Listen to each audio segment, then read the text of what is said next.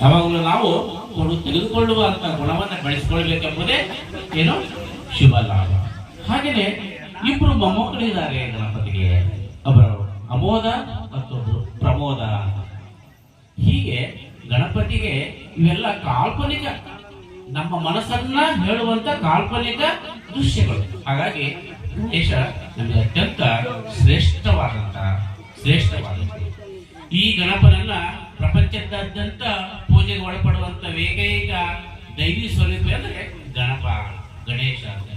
ನಾನಾ ದೇಶಗಳಲ್ಲೂ ಸಹ ಇವತ್ತಿನ ಕಾಲದೊಳಗ, ನಾನಾ ದೇಶದಲ್ಲಿ ಇವತ್ತಿನ ದಿನದೊಳಗ ಗಣೇಶನನ್ನ ಅತ್ಯಂತ ವಿಜೃಂಭಣೆಯಿಂದ ಪ್ರತಿಷ್ಠಾಪನೆ ಮಾಡ್ತಾರೆ. ನಮ್ಮ ದೇಶದಲ್ಲಿ ಅಷ್ಟೇ ಅಲ್ಲ, ನಮ್ಮ ರಾಜ್ಯದಲ್ಲಿ ಅಷ್ಟೇ ಅಲ್ಲ, ಬೇರೆ ಬೇರೆ ರಾಜ್ಯಗಳಲ್ಲಿ, ಬೇರೆ ಬೇರೆ ರಾಷ್ಟ್ರಗಳಲ್ಲೂ ಸಹ ಗಣೇಶನನ್ನ ನಾವು ಪ್ರತಿಷ್ಠಾಪನೆ ಮಾಡ್ತೀವಿ.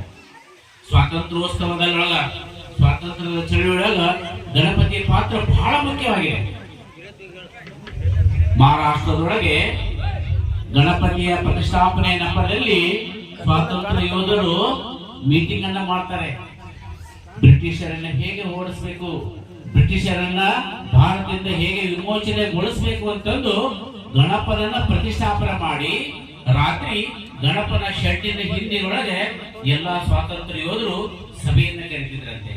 ಹೇಗೆ ನಾವು ತಂತ್ರಗಳನ್ನು ಅಳವಡಿಸಬೇಕು, ಹೇಗೆ ನಾವು ಯೋಜನೆಯನ್ನು ಹಾಕಬೇಕು. ಅದಕ್ಕಾಗಿ ಸ್ವಾತಂತ್ರ್ಯದ ಒಂದು ಗಳಿಸುವಿಕೆಯಲ್ಲಿ ಮುಖ್ಯ ಪಾತ್ರ ಈ ದೈವಿ ಸ್ವರೂಪ ಯಾರು? ಗಣಪನ. ಹಾಗಾಗಿ ಇವತ್ತು ನಾವು ಈ ಸಂದರ್ಭದಲ್ಲಿ ಗಣೇಶನ ಮಹಿಮೆಯನ್ನ ಅರಿತುಕೊಳ್ಳುವುದರ ಜೊತೆಗೆ ಇಂದಿನ ಎಲ್ಲಾ ಸಭೆಗೆ ಆಗಮಿಸಿದಂತ ಎಲ್ಲರಿಗೂ ನನ್ನ ಹೃದಯಪೂರ್ವಕ ಅಭಿನಂದನೆಗಳನ್ನ ಸಲ್ಲಿಸಿ ನನ್ನ ನಾಲ್ಕು ಮಾತುಗಳನ್ನು ಮುಗಿಸ್ತಿದ್ದೀನಿ. ಜೈ ಗಣೇಶ.